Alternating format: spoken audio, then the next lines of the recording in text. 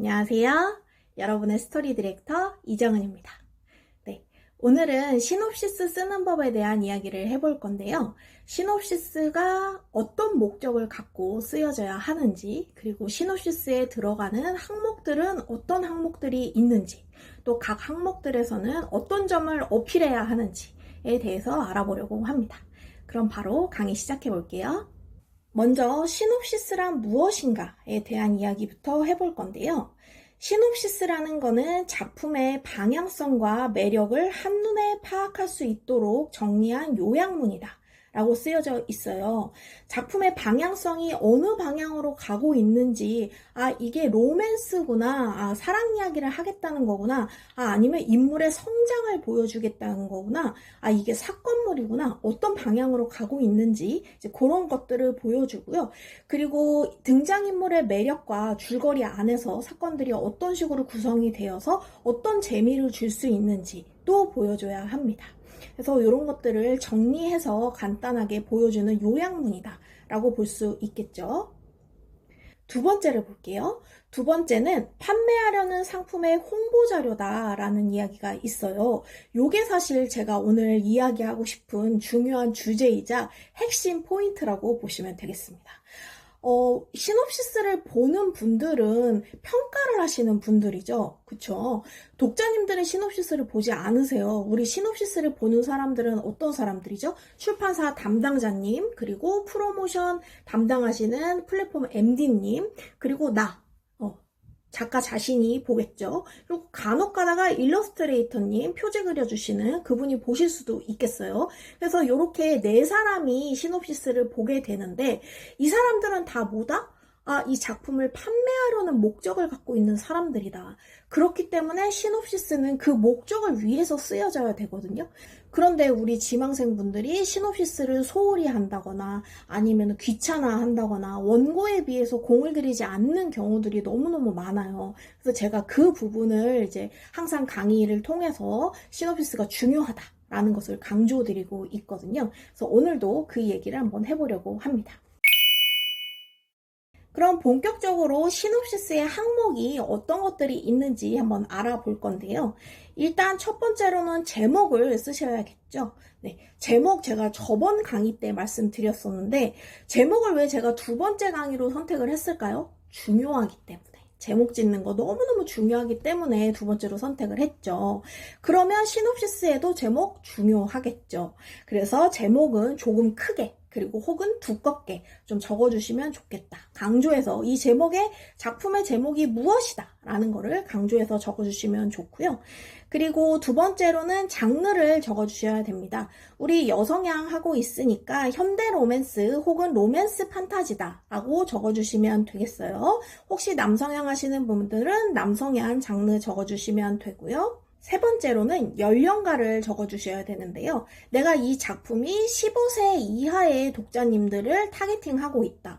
혹은 19세 이상의 독자님들, 성인분들을 위한 글을 쓰고 있다. 라는 거를 작가 자신이 명확하게 인지하고 있다라는 거를 보여주는 항목이에요. 그래서 사실 이 부분 안 쓰시는 분들이 많으신데 되게 중요한 항목이거든요. 왜 중요한지는 이제 다음 항목을 보면서 같이 설명을 드릴게요. 네 번째는 지망 플랫폼을 적어주셔야 됩니다. 내 작품이 네이버 시리즈를 통해서 런칭을 하고 싶은지 아니면 카카오 페이지인지 리디북스인지 어느 플랫폼을 통해서 내가 런칭하고 싶어요 라는 거를 어필하는 부분이에요. 이 부분을 왜 적어줘야 되냐? 아까 연령가를 설명할 때랑 같은 맥락이에요. 우리가 작가 자신이 어떤 타겟팅을 하고 있다. 내가 플랫폼도 어떤 플랫폼을 위해서 내가 이 작품을 썼다. 그 플랫폼의 성향을 내가 파악하고 있다. 라는 거를 어필할 수 있는 부분이에요. 그렇기 때문에 이 부분을 항목을 적어주지 않으시면 이 사람이 웹소설에 대해서 아직 잘 모르는구나. 웹소설 시장에 대해서 아직 그렇게 인지가 잘 되어 있지 않구나. 라고 생각하실 수 있어요. 오해를 받을 수 있겠죠. 그러니까 내가 명확하게 얘기를 해주는 거죠. 나는 15세 연령가로 쓸 거고요. 네이버 시리즈로 갈 거예요. 이렇게 명확하게. 아니면 나 19세 연령가로 쓸 거고요. 리디북스로 가겠습니다. 라고 명확하게 표시를 해주시면 심사를 하는 평가자님들께서도 아, 그렇지. 이분이 지금 카카오 페이지의 성향을 잘 알고 계시구나. 네이버 시리즈의 성향을 잘 알고 있고 15세 이용가를 이용하시는 독자님들의 니즈가 잘 파악되어 있구나 라는 부분을 어필할 수가 있다라는 거예요. 그래서 이 두 가지 항목 굉장히 중요하거든요. 이거 안 쓰시는 분들 너무 많으세요. 그래서 이 부분 꼭 적어주셔야 된다라고 말씀드리고요. 그리고 5번째는 예상 분량을 적어주셔야 됩니다. 보통 현대 로맨스는 60에서 80화 정도를 기준으로 합니다. 물론 더 많은 회차를 쓰시는 경우도 있어요. 근데 보통 평균적으로는 80화 내외 정도 쓰시는 것 같아요. 로맨스 판타지의 경우에는 100화에서 120화 정도 쓰시죠. 평균적으로는 뭐 110화, 120화, 뭐 당연히 더 많이 쓰시는 작품도 있으시죠. 그러면 예상 분량은 또 왜 써야 되죠? 내가 어느 만큼의 줄거리의 볼륨을 가지고 있고 그것을 회차 수로 했을 때 60화가 나오겠다 혹은 120화가 나오겠다라는 것을 인지하고 있습니다. 알고 있습니다. 이 정도 사건이면 이 정도 분량이 나와요 라는 거를 어필하는 부분이에요. 그래서 내가 줄거리에 대해서 그만큼 깊이 탐구했다라는 뜻이 되기도 하고요. 그리고 내 작품에 대해서 내가 자세하게 구체적으로 고민했다라는 흔적이 되기도 합니다. 그래서 예상 분량도 꼭 적어주셔야 돼요. 근데 이 부분도 안 적으시는 분들 생각보다 꽤 많거든요. 그래서 이 부분 잊지 않으셨으면 좋겠고요. 로그라인은 짧은 기승전결인데요. 기승전결이라는 그 흐름에 따라서 작성을 해주셔야 되고요. 3줄에서 5줄 사이로 짧게 쓰시는 겁니다. 우리가 앞서 보여줬던 항목들에서는 아직 이야기에 다가가지 않았었어요. 이게 어떤 이야기인지 우리가 아직 몰라요. 그쵸? 제목밖에는 본 게 없죠. 근데 로그라인부터는 이제 이야기에 살짝 다가가는 부분이란 말이에요. 그래서 로그라인을 잘 써주셔야 돼요. 잘 쓴다는 건 어떤 거다? 기승전결을 눈에 딱 보이게 드러나게끔 써주셔야 된다. 그리고 너무 길지 않아야 된다. 너무 길면 의미가 없어요. 로그라인의 의미가 사라지거든요. 짧은 문장으로 뭐뭐한 여자가 뭐뭐한 남자를 만났는데 그래서 두 사람이 어떤 과정을 통해서 연인이 되었는데 위기를 겪었고 그 사건을 해결해서 결국 해피엔딩을 맞는다. 이렇게 써주시는 거거든요. 그래서 그렇게 간단하게 줄거리의 전체 내용을 한눈에 파악할 수 있도록 적어주셔야 된다. 로그라인을 썼는데 무슨 말이지? 무슨 내용이지? 라는 생각이 든다. 머릿속에 물음표가 한 10개쯤 떴다. 라고 하면 안 쓰니만 못하겠죠. 그러니까 로그라인 쓰실 때 이 점도 주의해 주셔야 되고요. 다음은 키워드입니다. 웹소설에는 키워드라는 항목이 있죠. 굉장히 중요한 항목이에요. 이 항목을 꼭 적어주셔야 되는데 앞에 샵을 보통 붙이죠. 그래서 샵을 붙인 다음에 뭐 예를 들어 다정남, 뭐 카리스마남, 혹은 순정녀, 혹은 처연녀, 뭐 순정녀 이런 식으로 적어주시죠. 그래서 키워드를 꼭 적어주셔야 되는데 내 작품에 해당하는 키워드는 전부 적어주시는 게 좋아요. 가능한 한 자세하고 디테일하게. 그래야지 이제 시놉시스를 보시는 분들이 이 이야기 속에 나오는 캐릭터의 성격이라든지 배경이라든지 줄거리가 어떤 방향으로 흘러가는지를 조금 더 감을 잡으실 수 있거든요. 그래서 사실 키워드 관련된 부분은 줄거리에 내가 미처 다 담지 못했던 것, 등장인물 소개에 미처 다 담지 못했던 부분들을 보완해주는 항목이기 때문에 키워드도 자세하게 구체적으로 적어주셔야 합니다. 그리고 다음은 작품 소개 부분입니다. 작품에서 가장 후킹이 되는 부분을 적는 건데요. 분량 같은 경우에는 이제 실제로 런칭된 작품들 작품 소개 한번 보시면서 어느 정도의 분량이구나를 좀 파악하시면 좋을 것 같고요. 그리고 그 안에 들어가는 이제 이야기 같은 경우에는 너무 기승전결을 서사를 요약하는 방식으로 이렇게 줄줄줄 쓰시기보다 어떤 한 장면이 임팩트 있는 장면에 대해서 써주신다던가 아니면 임팩트 있는 대사를 뽑아서 써주신다거나 아니면 도발적 사건, 기승전결의 기 부분에서 처음에 시작하는 부분에서 가장 큰 사건 있죠. 남녀 주인공이 쾅 만나는 장면이라든지 아니면 뭐 5화 마지막 정도의 부분에서 크게 후킹이 일어나는 어떤 사건이나 장면이 있다라든지 그런 부분을 적어주시는 게 좋아요. 근데 시놉시스도 뭐다? 결국에는 그 우리 평가하는 사람을 설득해야 되는 거잖아요. 내 작품 뽑아주세요. 내 작품 이렇게 재미가 있어요. 라는 부분이잖아요. 그러니까 독자님들에게 쓰는 것처럼 똑같이 재미있어 보이는 부분을 써주시면 돼요. 그러면 여기서 작품 소개를 잘 쓰시면 나중에 이제 런칭 전에 이 작품 소개를 그대로 활용하셔도 되거든요. 다음은 세계관입니다. 이제 로판 같은 경우에 해당이 되겠죠. 로판에서는 우리가 신분제 사회인 경우도 있고, 그리고 마법 같은 것들이 나오는 경우도 있고, 혹은 종족, 현실에 존재하지 않는 뭐 드래곤이라든지 이종족이라든지 그런 종족이 나오는 경우도 있잖아요. 그래서 그런 다양한 세계관이 존재하기 때문에 세계관에 대한 설명도 짧게 해주셔야 된다. 근데 한 가지 주의할 점. 그 나라가 건국된 그 기원전 몇 년 건국 시기부터 적어주시지는 마세요. 그러면 이거 역사소설 아니잖아요? 그러니까 꼭 중요한 부분.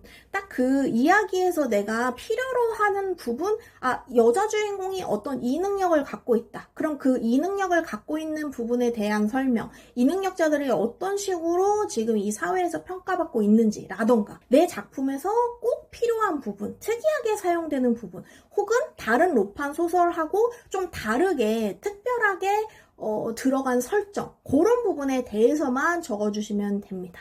다음은 등장인물 소개입니다.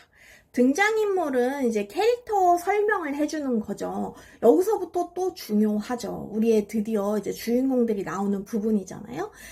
여성향 소설은 여성이 주인공이기 때문에 여자 주인공을 먼저 씁니다. 로판도 마찬가지고요. 현대로맨스도 마찬가지예요. 그래서 여자 주인공을 먼저 쓰고, 그리고 여주인공의 나이, 그 다음에 직업, 이렇게 순서로 써주시면 좋겠어요. 남자 주인공과의 관계, 어떤 관계성을 갖고 있는지, 그리고 여주인공의 외적 묘사, 그리고 내적 묘사도 해주시면 좋고요. 살아온 삶과 현재의 삶에 대해서도 짤막하게, 그리고 어떤 트라우마나 뭐 과거에 어떤 사건을 겪었다라고 한다면 그 부분도 짤막하게. 네, 그래서 저는 5줄 내외로 써주셔라 라고 말씀을 드리거든요. 너무 길지 않는 게 좋아요. 가끔 가다가 등장인물 소개도 막 20줄씩 써주시는 분들 계시거든요. 근데 그런 부분들은 줄거리에서도 충분히 설명할 수 있어요. 그렇기 때문에 등장인물 소개에 굳이 다 그걸 써주시지는 않아도 된다 라는 부분 알려드리고요. 그리고 마지막으로는 이제 줄거리를 써주셔야겠죠. 줄거리는 기승전결로 나눠서 써주시거나 아니면 발단, 전개, 위기, 절정, 결말 5단계로 나누어서 써주시면 좋아요. 그 안에 사실 그런 것까지 디테일하게 적어주시면 더 좋아요. 기 부분을 내가 1화에서 5화로 쓸 겁니다. 1화에서 10화로 쓸 거예요. 라는 것도 적어주시면 너무 좋겠죠. 네, 그래서 이렇게 시놉시스에 들어가는 항목들을 살펴봤고요. 다음은 시놉시스 쓰는 팁에 대해서 짤막하게 얘기하고 강의 마칠 건데요. 3가지가 있습니다. 첫째는 제출용 시놉과 작가 자신을 위한 시놉을 좀 구분해 주셨으면 좋겠다라는 생각이 듭니다. 제출용 시놉은 아무래도 보는 사람을 위해서 쓰는 거니까 깔끔하게 쓰시는 게 좋아요. 보기 좋은 떡이 먹기도 좋겠죠. 제가 시놉시스 진짜 많이 봤잖아요. 근데 예쁘게 디자인해서 색깔까지 입혀가지고 깔끔하게 써주시는 분들의 시놉시스를 보면 저도 괜히 기분이 좋아요. 그리고 더 정성 들여 봐야겠다라는 생각이 들거든요. 사람이 그렇잖아요. 그래서 그렇게 적어주시면 더더욱 좋을 것 같고요. 그리고 작가 자신을 위한 시놉이라는 건 어떤 거냐면 우리가 보통 시놉시스의 분량이 그렇게 많지 않은 게 좋다. 10장은 넘어가지 않으셨으면 좋겠어요. 전 사실 10장도 너무 많고 8장 내외로 쓰시면 좋다라고 말씀을 드리거든요. 내가 시놉시스를 쓰다 보면 줄거리를 디테일하게 쓰고 싶을 수도 있잖아요. 근데 그럴 때는 작가 자신만을 위한 시놉으로 쓰시면 될 것 같아요. 그리고 제출하실 때는 최대한 간추려서 중요한 내용들만 써서 제출을 하시면 좋겠다. 꼭 알아야 하는 내용들, 꼭 어필해야 하는 내용들만 이제 작성을 해서 이제 넣고 빼는 거에 선택을 잘 하셔야겠죠. 그래서 이제 분량을 조절해 주시면 좋다. 개인차는 존재합니다. 분명히 존재하지만 대부분은 시놉시스를 먼저 보세요. 시놉시스를 먼저 본다는 건 시놉시스가 결국 나의 첫인상이 된다라는 뜻이에요. 그래서 원고를 보기도 전에 시놉시스에서 먼저 실망하게끔은 만들지 말자. 최대한 내가 기대감을 주지는 못하더라도 한번 읽어볼까? 원고는 어떤가 볼까? 라는 정도의 마음은 갖도록 해주셔야 되겠죠. 세 번째는 사실 중요하지 않은 항목이 없습니다. 제가 지금 설명드린 제목부터 시작해서 줄거리까지 해당하는 모든 항목들이 다 왜 필요한지, 그게 적어야 되는 이유가 있거든요. 그래서 그 항목들을 하나도 소홀히 하지 않으셨으면 좋겠어요. 요거는 좀 대충 써도 되겠지. 내가 뭐 줄거리에서 열심히 쓸 거니까 등장인물 소개는 그냥 설렁설렁 쓰자. 그러지 않으셔야 돼요. 모든 항목들이 다 중요하다. 꼼꼼하게 하나하나의 항목에 정성을 들여서 써주시면 좋겠다. 라는 것까지 오늘 시놉시스에 대한 이야기를 해봤습니다. 그래서 오늘은 시놉시스 쓰는 방법에 대해서 이야기를 해봤고요. 다음 주 예고를 살짝 드리자면 다음 주는 캐릭터에 대한 이야기를 할 거예요. 캐릭터에 3대 요소가 있거든요. 웹소설 캐릭터에 꼭 중요한 3가지가 있는데 그 부분에 대해서 설명을 드리도록 하겠습니다.